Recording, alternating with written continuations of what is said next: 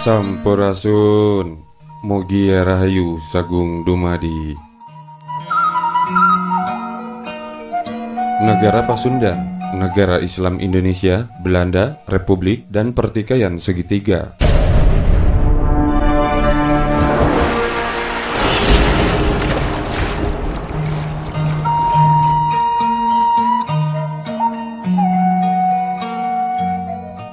Negara Pasundan adalah salah satu negara bagian dari Negara Federal Republik Indonesia Serikat atau RIS yang didirikan oleh Belanda pada tanggal 24 April 1948. Sebelumnya, Surya Kartalegawa memproklamirkan pendirian Negara Pasundan tahun 1947. Videonya telah kita buatkan sebelumnya. Berbeda Negara Pasundan di bawah RAA Wiranata Kusuma yang didukung oleh tokoh Pasundan, Negara Pasundan bentukan Kartalegawa tidak berjalan dengan baik. Di masa pemerintahan Wiranata Kusuma, Surya Kartalegawa menjabat menjadi Menteri Pengairan dan Lalu Lintas. Hijrahnya pasukan divisi Siliwangi terjadi akibat perjanjian Renville di mana wilayah yang dikuasai oleh Belanda harus dikosongkan dari militer Republik. Maka pasukan TNI divisi Siliwangi melakukan hijrah ke Yogyakarta. Tidak hanya divisi Siliwangi yang melakukan hijrah, Divisi Brawijaya dari Jawa Timur yang terdiri dari Brigade Narotama, Surapati, dan Ronggolawe pun juga harus meninggalkan markasnya menuju Yogyakarta.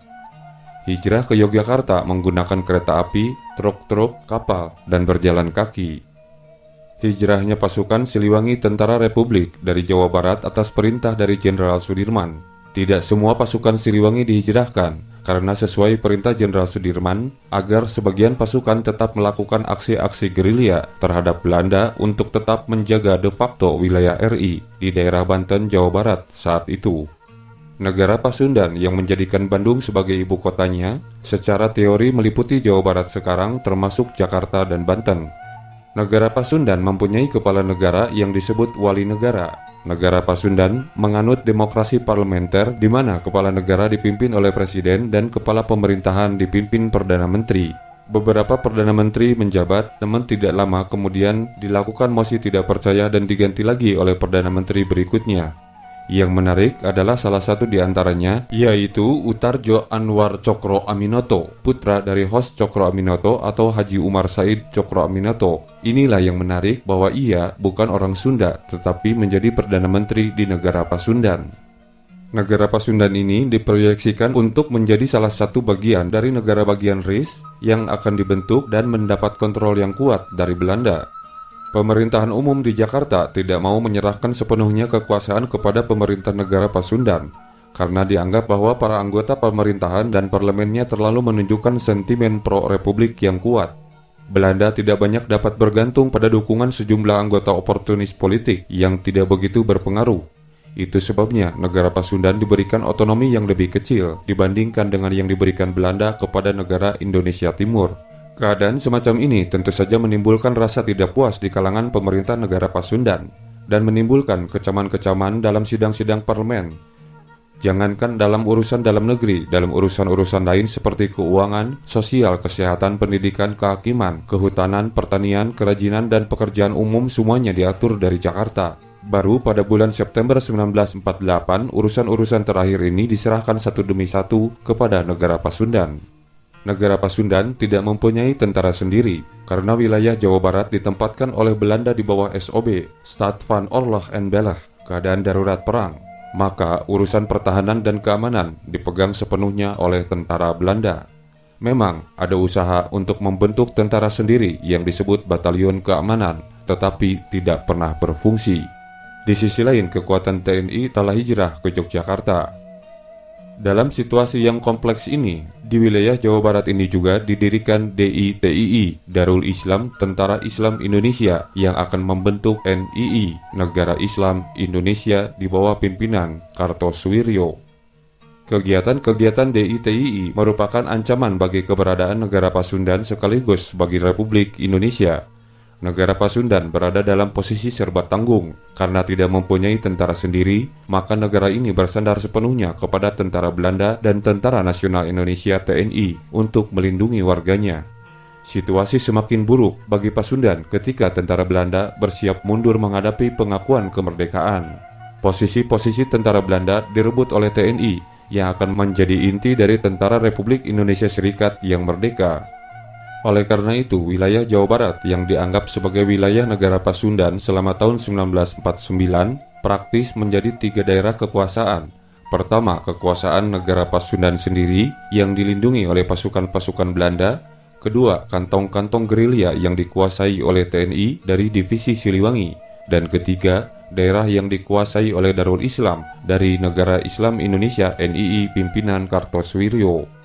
TNI yang kembali memasuki Jawa Barat dalam long march yang sulit dan menelan korban jiwa sejak agresi militer Belanda kedua bulan Desember 1948, menghadapi tidak saja tentara Belanda tetapi juga Darul Islam (DITII). Proses pertumbuhan dan perkembangan DI ini terjadi ketika TNI hijrah meninggalkan Jawa Barat pada bulan Februari 1948 sebagai konsekuensi dilaksanakannya persetujuan Renville. Pasukan-pasukan atau laskar-laskar dari Fisabilillah dan Hizbullah yang berada di Jawa Barat menjadi pasukan inti Tentara Islam Indonesia dari Darul Islam (DITII). DITII menggunakan kevakuman di wilayah Jawa Barat untuk kemudian mendeklarasikan berdirinya Negara Islam Indonesia pada 7 Agustus 1949.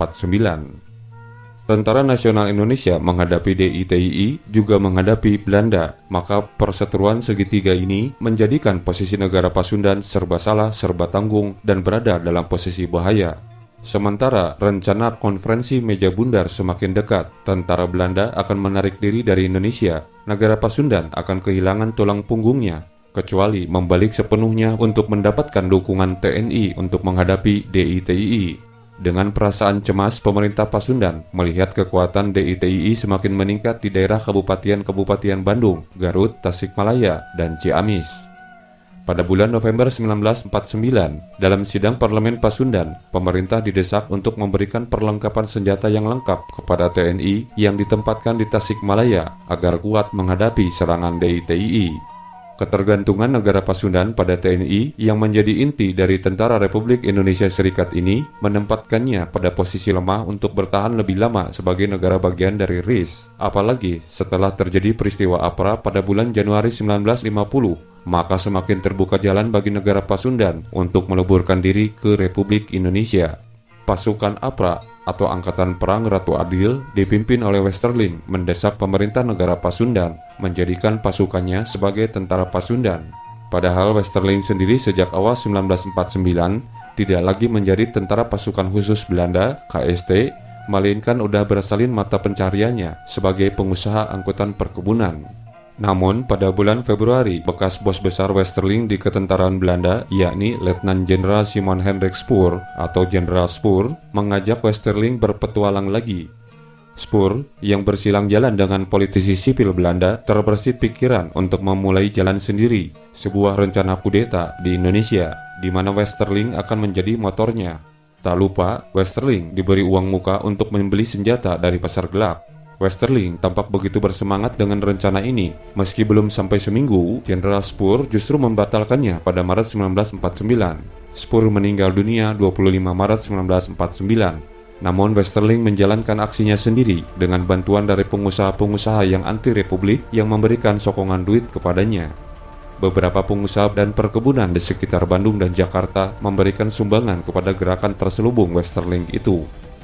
Di sisi lain, Westerling beserta sejumlah bekas anggota Kenil yang dipimpinnya memberikan ultimatum kepada RIS dan negara Pasundan agar mereka diterima menjadi tentara Pasundan dan menolak pembubaran negara Pasundan. Akan tetapi sebelum dijawab, Westerling yang memimpin pasukan Angkatan Perang Ratu Adil tiba-tiba menyerbu kota Bandung serta menewaskan sejumlah anggota TNI dari Divisi Siliwangi pada 23 Januari 1950. Gerakan APRA pada akhirnya gagal ketika menyerbu Jakarta. Bagaimana dengan DITII atau NII? Meskipun jumlah personel maupun persenjataan yang dimiliki oleh DITII memang tidak lebih baik dibandingkan dengan TNI, namun dengan keuletan dan kegigihannya, DITII mampu mempertahankan eksistensi negara Islam Indonesia di wilayah Jawa Barat hingga tahun 1962. mengenai misteri kekuatan persenjataan DITII yang tidak disampaikan dalam sejarah buku-buku nasional, menjadi tanda tanya besar mengapa Tentara Resmi Republik Indonesia yaitu TNI yang merupakan gabungan para pejuang revolusi bisa keteteran menghadapi gerombolan Darul Islam Tentara Islam Indonesia. Hampir seluruh Jawa Barat jatuh di bawah kontrol mereka. Ternyata DITII di bawah pimpinan Sukarmaji Kartosuwiryo yang mencita-citakan berdirinya negara Islam Indonesia dibiayai dan dipasok senjata oleh Jenderal Spoor. Hal itu terungkap dari sebuah nota rahasia Biro Umum Direktorat Urusan Kebijakan Indonesia, Kementerian Luar Negeri Belanda. Nota yang ditemukan oleh Promovendus Frederik Willems ketika sedang melakukan riset untuk penyusunan biografi Kapten Raymond Westerling, seperti dikutip dari NRC Handelsblad. NII bertahan belasan tahun dengan cara gerilya di hutan-hutan Tanah Sunda untuk mempertahankan diri dari kejaran militer Republik Indonesia. Namun gerakan NII ternyata juga meresahkan masyarakat. NII ternyata bukan hanya berperang melawan TNI, namun juga bertindak semena-mena hingga mulai timbullah perasaan curiga antar ulama, pemerintah, masyarakat, akhirnya menimbulkan peristiwa fitnah. Sukarmaji Marijan Kartosuwiryo bukanlah orang Sunda. Ia lahir di Cepu, Blora, Jawa Tengah 7 Januari 1905. Kartosuwiryo adalah salah satu dari 7 anak Kartodikromo, seorang lurah di Cepu. Salah satu adik Kartosuwiryo yang bernama Marco Kartodikromo adalah seorang penulis anti Belanda berhaluan kiri. Kartosuwiryo bercita-cita untuk mendirikan negara Islam atau Daulah Islamiyah. Ketika ia menjabat Sekjen Partai Serikat Islam Indonesia (PSII), ia menemukan jodohnya. Ia menikah dengan Umi Kalsum, seorang tokoh PSII di Malangbong, Garut. Ia kemudian keluar dari PSII dan mendirikan Komite Pembela Kebenaran Partai Serikat Islam Indonesia (KPK PSII). Menurut Kartosuwiryo, PSII adalah partai yang berdiri di luar lembaga yang didirikan oleh Belanda. Oleh karena itu, ia menuntut suatu penerapan politik hijrah yang tidak mengenal kompromi. Menurutnya, PSII harus menolak segala bentuk kerjasama dengan Belanda tanpa mengenal kompromi dengan cara jihad.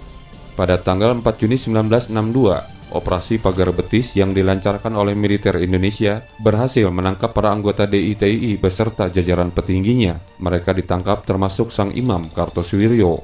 Berdasarkan keputusan Pengadilan Mahkamah Darurat Perang Militer atau Mahaper pada tanggal 16 Agustus 1962, Kartosuwiryo dijatuhi hukuman mati karena telah memberontak terhadap pemerintah Republik Indonesia.